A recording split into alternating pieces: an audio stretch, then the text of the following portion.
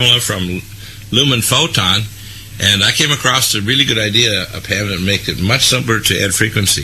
Oh, good. Great. And I'll tell you what it is. Remember when Dr. Nogier did his research on pulsing the lights at a specific frequency, which is like the carrier frequency for a radio or television station. We call it frequency modulated. Let's not change that at all. Let's leave it on those same frequencies, but let's just modulate the light at specific frequencies. In fact, you can embed a whole bunch of frequencies. You might put 10 frequencies there, and each one is a frequency, a harmonic, say, for the specific minerals or other biomolecules you want to influence. So all you need to do is just modulate the light, so the light would literally flicker while it's pulsing at those frequencies. Just a flicker.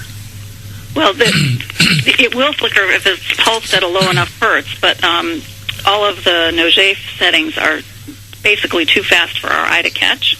Yeah, and it's not a matter of the eye, it's the cellular biology. See, what happens I know, but when you flicker an LED, what we're talking about is the flicker would have an effect in entraining the biological molecules and the electrons to create a harmonic resonant frequency that would influence the ion channels and the transport mechanisms. Because remember, the primary control system is the biophotons emerge from the telomeres at the end of your chromosomes. They influence the ion channel. We're talking about really tiny energies at really short distances. Right, that's what I was trying to say, is that the Nogier settings are pulsed in our light. Right, but the lights are pulsed to turn on and off, right? Yes. They're basically on or off, but what I'm saying is when they're on, if there's an embedded frequency in the flicker of the LED, that might solve the problem. Real simple, too. We're not even changing the frequency of the background pulse. We're saying it's still frequency 3 for, say, the brain, but maybe we want to lock on to, say, 3 different frequencies of the flicker of the LED when it's in the odd phase. Really simple, too. In other words, all it is a flicker of the on phase setting of the light, which is only on for a very short time, but that on phase flicker has a biological effect. Now, people say, right, which is exactly how the lights are working now with the Nogier settings. I'm just confused. We're just talking about different settings. Well, for example, right now, if you're on let's say, what's the frequency of 3? Do you know what hertz? I do have it right here. 3 is 294 hertz. Okay, so 294 times a second, the lights are on and off. Right. When they're on, which is a very short time, we're talking about 1/294th of a second, we would have a frequency embedded in the flicker of the lights of 1 or more frequencies. That's all we can certainly explore it, yeah. Yeah, and that's how the body works, you see. All living things is the flicker of the biophotons coming out of the telomeres that regulate the ion channels and the active transport mechanisms. That's how life works. In fact, I'm going to have Bruce Lipton on. He just finished his biology belief book, October of last year, 10th year anniversary. And, of course, he talks about this, that what is life? Well, life is an interaction between the flicker of biophotons and the opening and closing of ion channels and turning on and off DNA. So life is a dance between biophotons and switching genes on and off, and even coding and recording new DNA and new epigenetic code. You can record epigenetic code in a thing called microtubules and RNA and what's called exosomes. And microRNAs and exosomes and microtubules actually record the nascent phase of recording new information to create intelligently recreated or coded DNA. In other words, there's a mechanism, almost like a programmer in your DNA, to create new DNA code intelligently based on the environment. Right. So, for example, if you have somebody who eats a bad diet that's diabetogenic, it affects up to 3 generations afterward that changes the genetics that they pass on to their children, both their genes and their epigenes, I call it, their epigenetic influences, that influences increased risk of diabetes. Interesting, hey? If you make one animal, and this is done by the U.S. Department of Agriculture, deficient in zinc, it takes you 3 to 4 generations of oversupplying zinc to those animal descendants to be able to restore the zinc metalloenzymes to their previous Kmax, of their maximum enzyme activity of those zinc metalloenzymes. In other words, the actual enzymes are downregulated because the presence of zinc and the zinc transports are actually shut down. So even if you're feeding them more, they're still not absorbing it, which is why we talk about energetics. When we do methatherapy with the Hunter function, with the metapathy machine, we're actually trying to change the biocircuit, so it's very tiny energies throughout the body. And they're regulated through the central nervous system. The central nervous system is not just the central nervous, it's the central genetic system too. There's actually nuclei in the brain that actually send out biophotonic frequencies that make your liver still be a liver. And it transports down through the fascia and through the myelinated and non-myelinated nerve fibers to talk to the DNA to actually regulate these biophotons, signaling back and forth to regulate gene turning on and off. So that's pretty cool. Now, when we look at this, for example, we talked about this last week, and I'll give you a little more information on it. If you have somebody that has ADD or ADHD, their primary problem is that there's 3 different groups of cells in their brain that regulate attention deficit. And what we're trying to do is increase the activity of the group of cells that will calm them down. It's the group 2 cells. It's called the nucleus gigantocellularis, or the reticular activating system. So when we stimulate it with the frequency 3 of the lights, we're entraining those cells to actually build up the electron density, to raise the pH, to raise the ATP and NADH levels, and the oxidative ratio, and the energetics of the cells. So now the cells have the capability of turning on the genes to create the proteins and to create the neurotransmitters and to calm them, raise those cells that calm the brain down so they're no longer from one place in the classroom to another, grabbing things or bothering other children or unable to sleep or totally hyperactive. Now, so when you're stimulating skin or neuroectoderm, which is brain, they're very closely related. It's interesting. The nervous system is actually like folded skin. It sort of looks like it in your brain too, doesn't it? Yeah, it does. Yeah, I think we got a connection problem with Pam, so we'll reconnect you, and we'll be back in a second. We're getting a scratchiness. So the theory then is, with Dr. Nogier, what we want to do is we want to entrain the tissues to bring the right frequencies back to stimulate the entry of nutrients and minerals into the tissues so the genes can be turned on so the cells can create the right structural proteins and the right enzymes. And no healthy tissue can possibly maintain health without the right, we call biocircuits, which are frequency dependent. So hi Pam, hopefully we go over the scratchiness, so we hope we have a better connection now. I hope so. So the neat thing about Lumen Photon is so simple. I use it at night all the time. In fact, I'll give you an example. I can take once in a while my melatonin TR, and I take Calm Mind and Brain Mag, but I don't take any kind of drugs for insomnia because I'm prone to insomnia, especially since the smart meter thing started 4 years ago. But it's almost 5 years ago now, actually, because it was November of 2011. And what happens is that I usually use my micropulse device, and I put my Lumen on a couple times a night, especially over my eyes for healing my eyes. And it stimulates the eyes to reduce oxidative stress, to induce energetics, and so on. And what I do is a Lumen Photon actually helps to induce sleep. So you can put the Lumen Photon pulsing at frequency 3 that will go not only through your eyes but your brain and stimulate the pineal gland to release melatonin. It's really, really effective. That's awesome.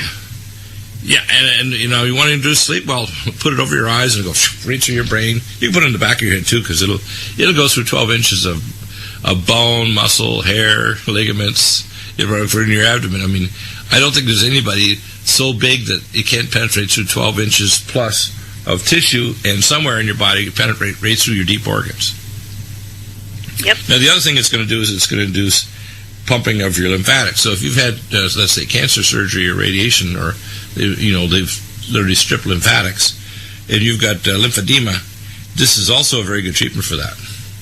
So then frequency 4 is for internal organs. Let's say you've got hepatitis and you're trying to heal your liver, and you're taking our antipathogenics, you're taking things to heal the liver, like mountain red velvet and omega fatty acids and anti-inflammatories and so on, trying to stop peroxynitrate and hydroperoxy radical.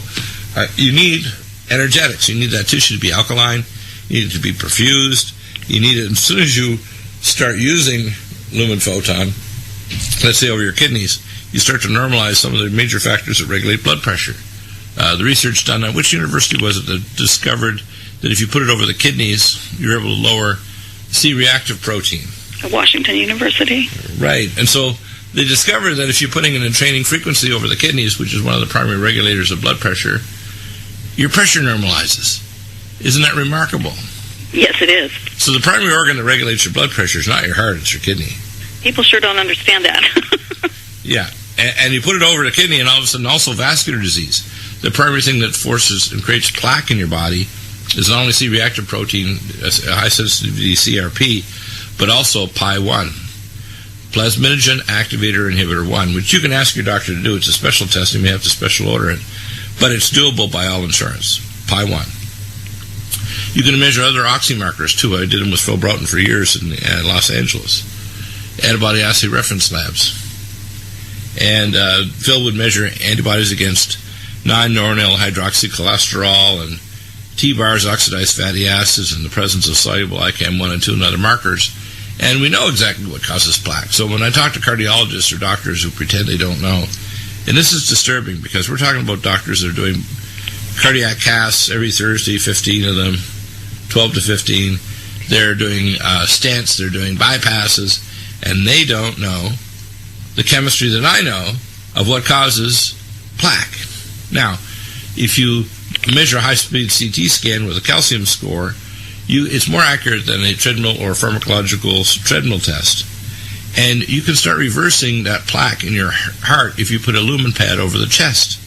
You take our nutraceuticals like full vitamin K2, Cardiovasc, Gamma E+, Vein-Away, Elagic acid, Omega Supreme Krill with astaxanthin, our NutriDefense with the anhydrous catechin, polyphenol, and lo and behold, you start looking and say, oh my God, the calcium score is dropping, the plaque is opening up, and we do a transthoracic or transesophageal echogram, and we say, oh my gosh, look, their cardiac area where they previously had a heart attack, the muscle is now completely regenerated, and there's a very tiny area of akinesis, and the person's healing. Do the same thing over somebody who's had a concussion. The first thing someone should do when they have a concussion, if they can't get into hyperbaric chamber, is number one, get oxygen and get a lumen pad on their head. Take our anti-inflammatories, brain power, and cognition plus, and things that stop free radicals like gamma E plus and Nutritrala. But the lumen pad will stop concussions. You probably heard of that too, right? When they talk about the NFL. We have seen that over the years, and now there's more and more research to support it, but we've seen it many times. Another area that I want people to understand, when people are fat, I've thinking about writing an article I called the zombie fat syndrome. When someone's fat, do you think the real issue is calories, or do you think there's something else going on? I think there's something else going on, personally. Right. I've just last week, I got 2 or 3 people requesting, they want to know, should I go for this stomach stapling procedure or a banding or whatever, or should I take Dr. Bill's supplements? And of course, their insurance is going to pay for the banding and the invasive surgery. Don't do that, okay? What your problem is, you've got metabolism. Now, I'll tell you the metabolic parameters. Number one, their core body temperature is low. If you do a digital thermogram of their body, head to toe, you'll see that all their zombie fat hanging off their middle or their sides of their butt or legs or thighs is fat tissue that's maybe 30 degrees colder than the rest of the body. It's basically in deep freeze. Wow. It's not metabolically active, and the only time it's active is when it's sucking in more calories, and when the cells get a certain size, they just divide and make more cells. So this idea that fat people eat more calories, they discovered this years ago in the University of Philadelphia Obesity Clinic, one of the biggest in the country. They pair-matched people that were overweight from people who weren't overweight, and they found that the average person, to maintain their weight that's obese, if they manage to lose it in an extreme diet, which often will create nutrient deficiencies and osteoporosis, and has to eat 25 to 30% less calories, or they'll regain all their weight. So they're firstly, number one, all hypometabolic. They all have elevated blood insulin levels. They all have elevated reverse thyroid hormone that if you take it, if you wanted to go into deep space and travel to Mars or some planet like Proxima B 4 light years away, and you want to only have a few meals between now and your arrival in Proxima B, let's say so many months later or years later, 4 years later, you go in on a slow transdermal patch of reverse thyroid hormone, RT3. It shuts your metabolism right off. Now, everybody who's obese has an elevated RT3 level. And you can do it with your doctor. The doctor says, I never heard about that before. That's because you haven't investigated. Now, I brought the test from Germany 36 years ago. I brought the test to North America from Germany 36 years ago. I was the primary person that brought it from the German research labs. It's available now in every lab. Now, how many doctors do you think are taking obese people and measuring their fasting and 2-hour PC blood insulin, not just blood sugar, or the level of glucagon, which if elevated is making them convert protein into sugar, and sugar is converted into fat. And when triglycerides approaches your fat cells, if you're high blood insulin, it's a one-way valve. It kind of shoots it in. Now, guess what? Lumen pads put over fat deposits take the zombie fat and activate them. So if you're trying to lose weight and cellulite, you need to zap it with a lumen pad. If you got lumen pads, especially like the Dual 264, you can slap it over your mega thighs, your bulging abdomen, your underarm things, and zap it for at least a half hour twice a day in each of these spots. And you're going to find that while you're doing your exercise, which you have to do to raise your IGF-1 levels, you take our microdose and our Mountain Red Velvet, you take Force Colon, you take Lipoflush, that's conjugated linoleic acid, you take leptin metabolic to lower insulin resistance, you start taking glycemics to replace meals and snacks, which will lower also your insulin levels, and guess what? You start losing fat because you've lowered the metabolic parameters, but you've also directly energized the fat to make it from zombie fat to normal fat. They can actually be metabolically active, and the fat can come out and be destroyed. So zombie fat syndrome can be treated because everybody who's obese is basically a victim of zombie fat. Zombie fat is completely different than normal brown fat around your internal organs, which can be activated by the autonomic nervous system and burn off. So if you have a lot of brown fat, that's good. But white fat's bad. Now, Force Colon and Lipoflush will convert white fat to brown fat.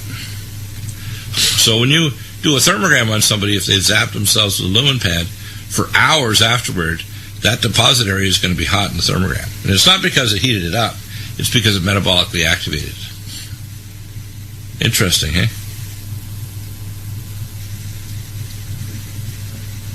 I think we may have lost her. I just got back on. Sorry. Yeah, so the zombie fat syndrome I mentioned is one where actually fat responds to the thermal effect of the metabolic activating effect. The same way as if you're healing a lesion. Let's say you've got psoriasis, or you've had a scrape or an injury, let's say a sprain to your ankle. You want to put the lumen pad over it, and you can put it on Nico settings, and it's going to heal way, way faster than it would normally. You take our anti-inflammatories and Flamax, you take tendon mender and joint performance to alter the tenocytes, and you use a lumen pad, and guess what? It heals so much faster. It's amazing, isn't it? Yes, it really is. It's very... Anything, skin lesions, sprains, strains, fractures will heal faster. In fact, you can put it right over the cast. If you've got a fracture, just lumen right over that cast. It's going right through it, and they go, whoa. And if they do a re-x-ray, they say, wow, you got a good calculus there. This looks like we can take the cast off now. We don't have to wait an extra week. That's what they do. Right, same as post-op. Every post-op area, whether it's plastic surgery, general surgery, dental surgery, should have a bunch of a recovery room where they have lumen machines all over the place to slap on your wound, on your abdomen or your leg or wherever you're doing. And it should be a post-op standardized treatment, shouldn't it? It really should, because it makes a huge difference. It goes directly to healing. If you can get the lumen on there immediately after your surgery, the tissue just starts to heal. And right, it also stops the release of the pain modulating neurotransmitters like bradykinins, neurotenins, and slow reactive substance of anaphylaxis, the inflammatory cytokines. See, inflammation is an alarm system. Once the alarm system is sounded, you can turn the alarm off and the firefighters can fix the fire. You don't have to have the alarm continue to ring all the time the firefighters are putting out the fire. The body, if it has the alarm system on just long enough to marshal resources, it can turn it off, and then you don't get damage caused by the excessive alarm, making people confused and screwing things up. Like that old series, that talking movie series years ago of the where they would always drive their fire engine in crazy ways and have accidents and so. Well, your body does the same thing. So lumen pads heal, turn off inflammation, stimulate stem cells, and re-energize the tissue. The range of different lumen pads is amazing. All the way from the little pad that I have by my bedside that's a good size over my eyes and face, to the 132 pads, to the huge pads, to the boot-shaped pad system. It's pretty amazing, isn't it? Yeah, we like having different sizes. It makes it more convenient for people. And the price range is really reasonable for this technology. You don't need to buy anything. There's no extra electrodes to buy or pads. If you take good care of it and don't abuse it, the LEDs literally last forever. Right, it's true. And they penetrate really through 12 inches of bone, liver, internal organs, head, brain, whatever. And it's safe. It's not a heating pad. You're not going to get burnt by sleeping on it like, oh, I'm burnt. It's not even a heating pad. It's a light pad. That's right. And our equipment we price so reasonably because we structure differently than most medical equipment suppliers, and we don't have a big markup, and we still sell even our largest multi-pad unit sells for less than a third of what our original clinical equipment sold for. And we do that to try to keep it available as possible to people, because we believe that this is a tool that everybody should have in their hands if possible. Exactly, yeah. Yeah, and the thing is, I consider it like a universal light Band-Aid. There's all types of therapies. You can get a Rife machine. They're really expensive and they're fussy. You can get a microcurrent device, but you have to go through a course to know where to put the electrodes and what frequencies to put on. Too fussy. Light pad, you know which organ it is, like say your thyroid.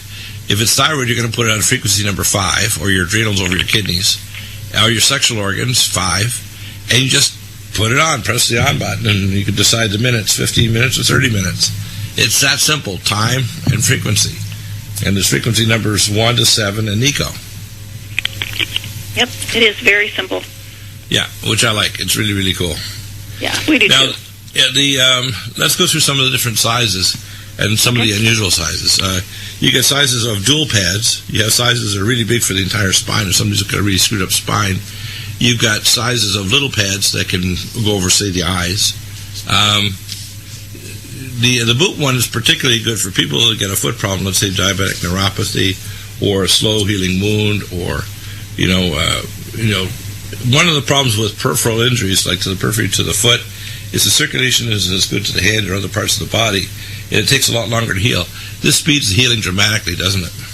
Yes, it does. Very, very much so.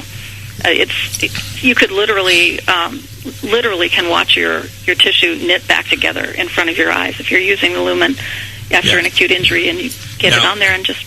What this does is gives your tissues the permission to absorb the nutrients we give you in Nutrimeds. Mm-hmm. So you want to use a Nutrimed combination with the Lumen, and you're going to get the right nutrients, and they're going to get the permission to enter the tissue and do their job, because the Lumen pad's reestablishing the proper circuits and energy of the tissue. That's how neat. The synergism is amazing. People get into all kinds of other technology, but if you just have our Nutrimeds and the Lumen pad, you go, I say, 90% to the extent of anything you need. We can add other things like peptides from Europe, from the Academy of Anti-Aging. We can add hyperbaric oxygen, which is the next step beyond Lumen. We can add all kinds of other technology, but the Lumen pad is so simple, it's fiddle-proof, isn't it? It's also almost indestructible. You can carry it in your car and plug it into the cigarette lighter. You can have a battery pack and go into your hyperbaric chamber. You can be traveling with it because it's so small and light. It's not a big clunky machine. Nope. Many people do travel with them. Yeah, I take mine all the time in the car and when I travel. Yeah, you can travel, and you can even plug them into the power source. They're not a big drain in the aircraft. So if you got a sore back or knee or whatever, or a strain, or you got a burn. The other thing is burns. Burns heal a lot faster if you lumen them. Yes, so they if do. you got a thermal burn, let's say you're cooking with hot fat or sunburn, you can slap your Lumen pad over it, apply some of our creams to the area, and apply your Lumen pad. It's going to heal at an amazing pace. Now, for pets, let's talk about pets for a while. A lot of bigger dogs are prone to spinal and other forms of arthritis. Lumen pads are particularly good with healing animals. And they respond really, really fast to dogs, cats, and especially horses. But any pets, even little birds.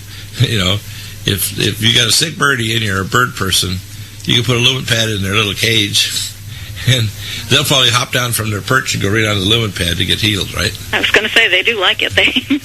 They will just go over to it. Oh, yeah, they naturally are gravitating to it. Mm-hmm. Same with dogs and cats. They'll snuggle up if you're leaving for the bathroom to your Lumen pad if it's turned on, and they'll steal it on you. They definitely will. Yeah. And it is really good for the big dogs that have those joint problems and all kinds of different things. We had a husky that got into, she had gone over to the neighbors and got into some antifreeze. Oh, yeah. Of not knowing, I have two radiation detectors. One I'm actually, I hope when I get my thing that unfortunately my staff sent it back, I'll have my radiation detector showing. So here in Vista, California, you'll see our radiation level with the radiation detector right outside my window of my studio. I also have one sitting in our bedroom. And I'm noticing something really interesting, which I think you can answer. This is a very sensitive detector. It detects gamma radiation, and it detects neutron flux, right?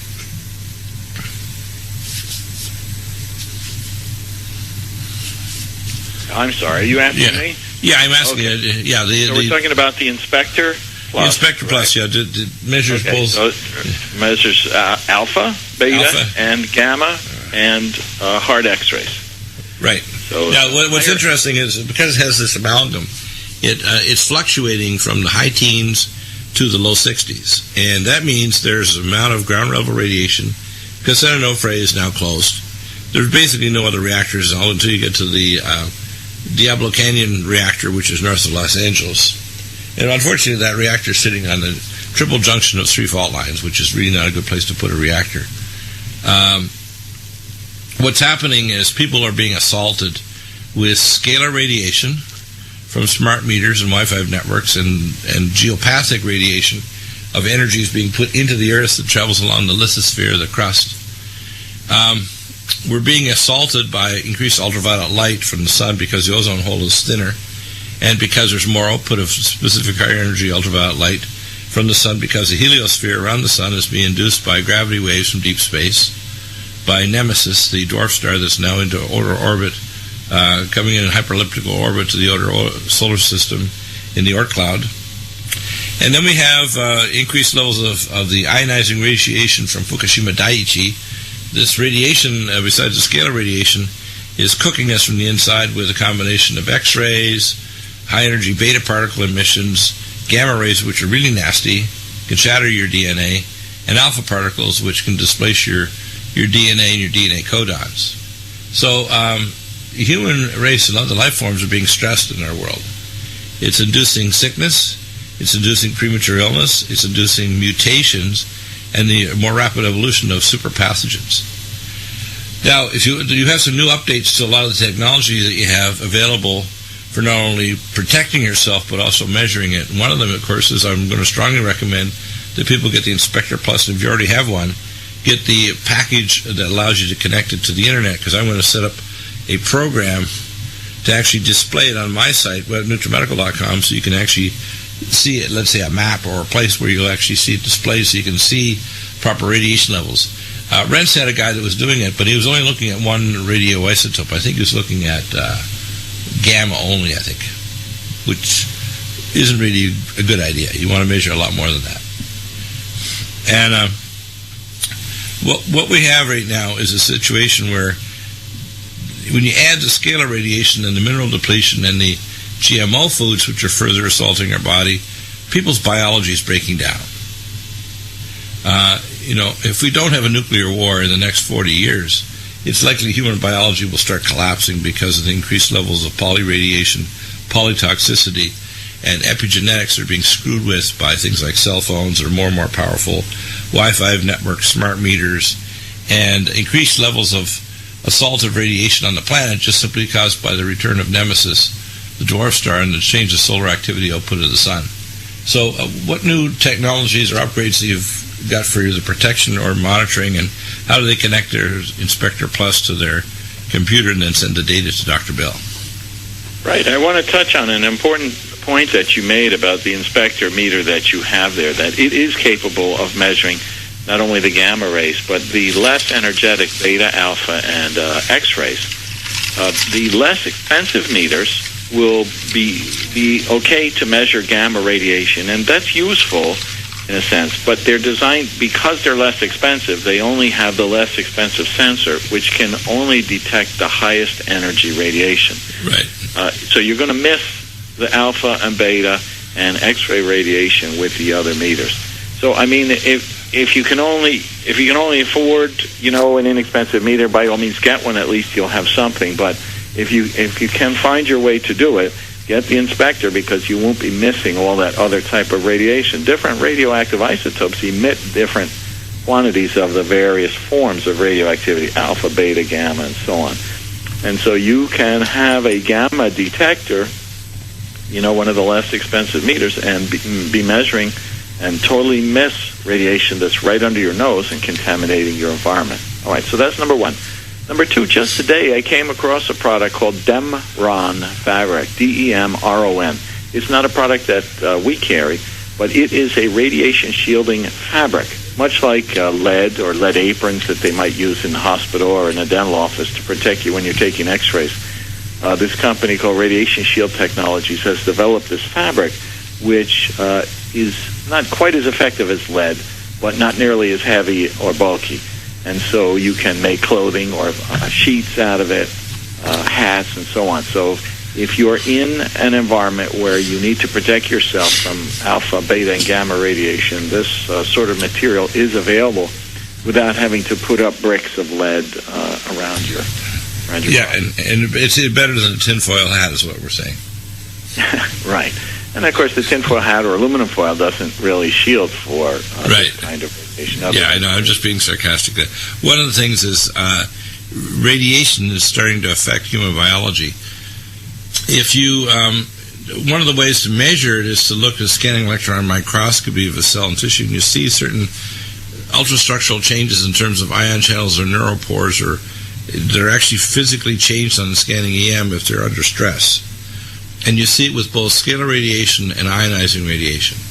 Now, when I presented about 8 years ago to the old Watergate Hotel, the American Academy of Anti-Aging, a lecture called The Good, the Bad, and the Ugly, which I still have available on DVD, I talked specifically about scalar radiation, and one of the attendees was a husband of an environmental doctor from Ontario, Canada, and he came right up to me after the conference and said, well, there's no evidence that, scalar radiation can cause damage, and I said all this stuff. I said, really, I'm going to ask you a series of questions. And, of course, I started talking about the harmonic resonant effect, and the amount of the KeV is not the same as an ionizing radiation that causes, make or breaking bonds, etc. And by the time I finished my line of questions, you could tell he went from PhD to master's degree, to bachelor's degree, to high school, to now he's in middle school. He really didn't know his subject when he was talking about scalar radiation. And the problem is even the ionizing radiation, they don't understand there's all kinds of different ionizing radiation. Ultraviolet light's not funny. Most people think just going out in the sun is just okay. It's not. Ultraviolet A will tan you, B will burn you, C will cause cancer, and D will cause death. It's actually very, very energetic. People don't understand that, do they? That's why if you're a purist, even UV clothing is necessary to block some of the higher energy radiation from ultraviolet light alone just from the sun. Right? Yeah, well, that's right. And because the radiation dose that we're getting from all sources is increasing as time goes by because of what we're doing to our planet and what we're bringing into our environments voluntarily, our cell phones and Wi-Fi and so on. Right. We have to start thinking about what am I going to do to reduce my exposure? I mean, we've spent the last 50 to 100 years indirectly thinking about what am I going to do to increase my exposure by creating greater and greater technologies using. Yeah, even just distributed power grids, which put dirty electricity back into the ground. We metapathic energies. So there's actually resonant frequencies going through magnetite in the rocks or through aquifers underwater, into your home. Tell us about some of the technology for measuring these technologies and some of the things that can block it. And you've got everything from sensorizers inside the home for blocking the lower frequencies to, walls. So you can actually create a wall to actually block radiation coming. I did one from one of our neighbors here because I was having some bad insomnia. So I decided they won't shut off their smart meter to get rid of it. So I'm just going to put a wall of materials I got from you and then build a wall and actually block it and blow it, reflect it right back on them. Right, it's possible to do. It's not that complicated. The materials come in the form of fabrics that you can line on a wall or even paints that you can put on the wall. And you can hide these with something attractive, whether you want to put paneling over them or drywall or we did, but then what we did is they put podocarpus trees, which grew like crazy. These were big already, and then we put Japanese honeysuckle, So you can't see the wall at all, but the wall's there. And then the radiation, because they wouldn't get rid of their smart meter, is reflected back on them. Right. Sure, and kept away from you, maybe. Right, yeah. Well, I was measuring it, sticking it out our bedroom window, because we were on a higher plane, about another 40, 60 feet higher, and it was coming out of the side of their garage. The radiation was coming up every 4 to 6 seconds at over 2,000 microwatts per square meter from the inspector, from the Gigahertz Solutions from Germany, a sensor that measures the scale of radiation coming from their smart meter. So when I talked to the people, including the attorney for our local power company, San Diego Gas and Electric, they tried to start telling me lies, and I start disassembling them. I like to do what's called an intellectual autopsy.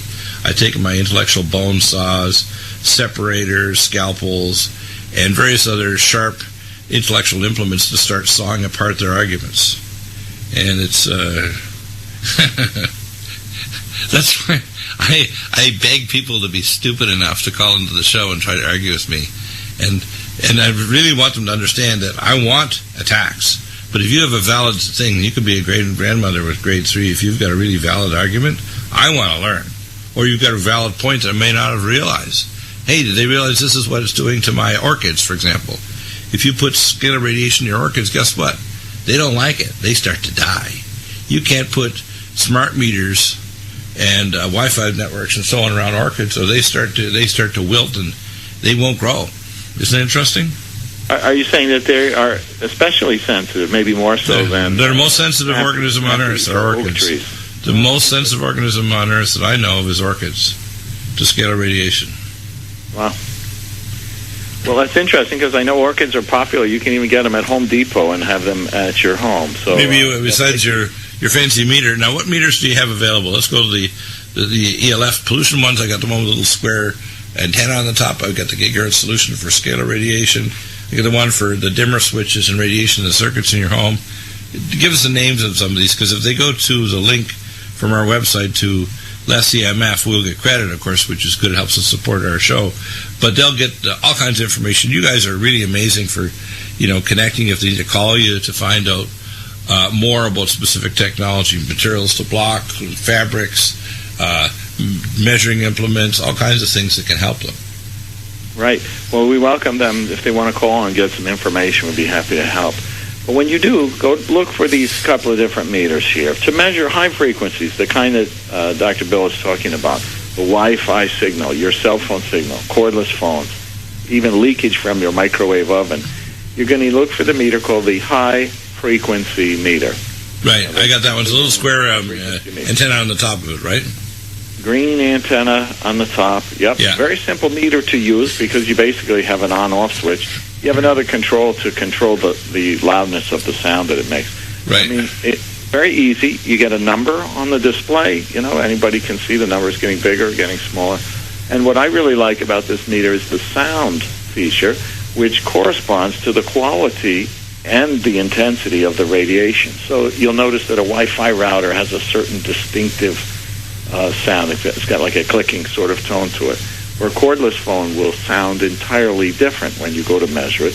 And your smart meter, of course, will sound different still. It's going to be quiet, and then there'll be this very loud, very intense pulse, and then another quiet period. So the sound can guide you as to, if you're standing there and you're picking up a signal, and if you've got a little bit of experience with what different things sound like, you can tell just by listening that, that's a router, or that's a smart meter that we're picking up, and then you can walk around and hunt down that source and do something about it. Wow. And so your cells, and by the way, all the organisms around you, including your plants and your little bees that are pollinating things, they can, in a sense, sense these abnormal frequencies, radiation frequencies, too. Well, sure they can. I mean, the cells are affected by these things in very subtle but important ways. Dr. Martin Paul has demonstrated unequivocally how this radiation affects the calcium gate channels in the cell membranes of our cells. I mean, a complete disruption of the control of calcium cells, calcium ions by the cell. And so now the cell can't regulate itself. It starts to produce toxins, which are self-destructive, which then circulate through the body and cause effects in remote organs. So this isn't, somebody's guess or somebody's theory about whether or not this radiation is dangerous. It's well documented by now. It's been well documented since the 1970s. But we're now starting to understand the actual biochemistry of how this thing works, which, is interesting and fun, but isn't really the important part here. The important part is that damage is happening and has been happening. And the more of this radiation that you get, the more of this damage your body is encountering. People seem to have some sort of a threshold to how much their body can tolerate. Some people can tolerate more, and some people can only tolerate a little bit. Just like with anything else, people who have a peanut allergy can't tolerate much at all, where other people can tolerate it, or poison ivy, or any other allergen, ragweed and so on. And it's the same is true with electromagnetic fields. And at some point of exposure, it seems that you tip over this threshold that your body can handle. Whether your resistance is down, your immunity is down, you haven't slept well, you've been poisoned with some sort of pesticides or preservatives in your food or what have you. And then your threshold is exceeded by the exposure that you're getting, at which point you start to develop symptoms that you can feel. The danger here is that once you exceed that threshold, you may become permanently sensitized. Right. What I've theorized is that the radiation induces electron leakage from the cytochromes, and it causes an electromotive mitochondriopathy. In other words, the electrosmog damages mitochondria. And the energetic metabolism in your cells to regulate the high energy molecules. And Emil, can you mention a couple of the top products or new products or upgrades that you have available at Les EMF? Yeah, sure, I'd be happy to. Many people have told us they're just not willing to give up their radiation-producing electronics, whether it's a cell phone or the Wi-Fi or what have you. They need the function of it or the convenience of it. And so they're addicted, is what you're saying. They're addicted. We've stopped trying to beat that dead horse of turn off, get rid of, or increase your distance. And we've made available some products that people can use to make those products a little bit safer to use. So if you've got a Wi-Fi router in your home, for example, there's a cage that you can put the Wi-Fi router in called a router guard.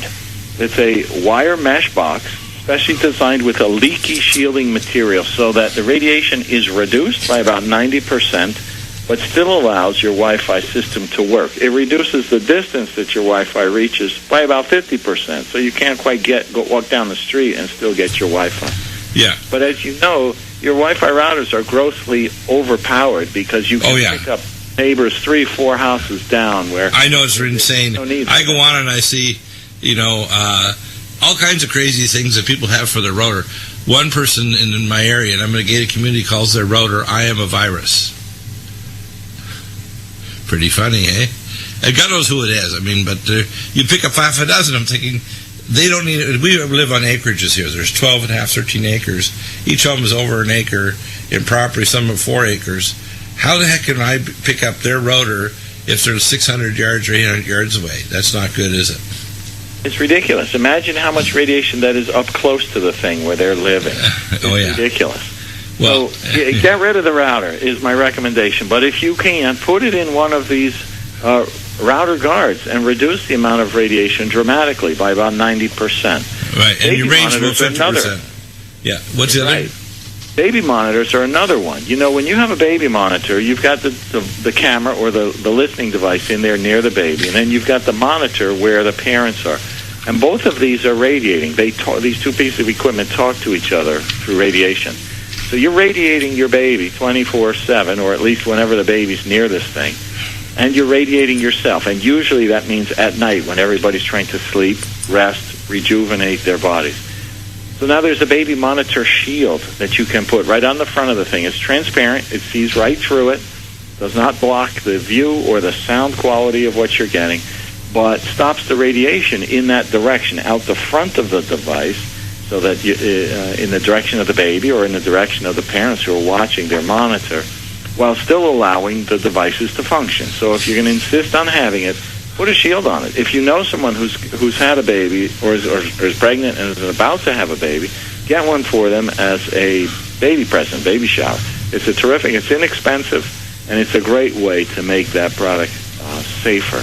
By the way, for pregnant women who are concerned about exposure, there's a belly band that's shielded. Take a look. Visit through Dr. The belly band to protect their baby from the radiation. That's pretty clever. The fetus, right. Absolutely. You'll be back next Wednesday, second half of the hour. So, hour number 2. Back in a moment with Tim Alexander and his blog. We're going to cover a lot of issues. You want to stay tuned. We'll be back tomorrow with an amazing array of new people. We have Dr. Bob Thiel back. We're trying to get Roger Stone on the program. I just talked to him the other day. Amazing new revelations. And Leo Zagami will be back this Thursday for sure. You don't want to miss the Nutrimedical Report Monday to Friday, 12 to 3 Central Time. Stay tuned. We'll be back.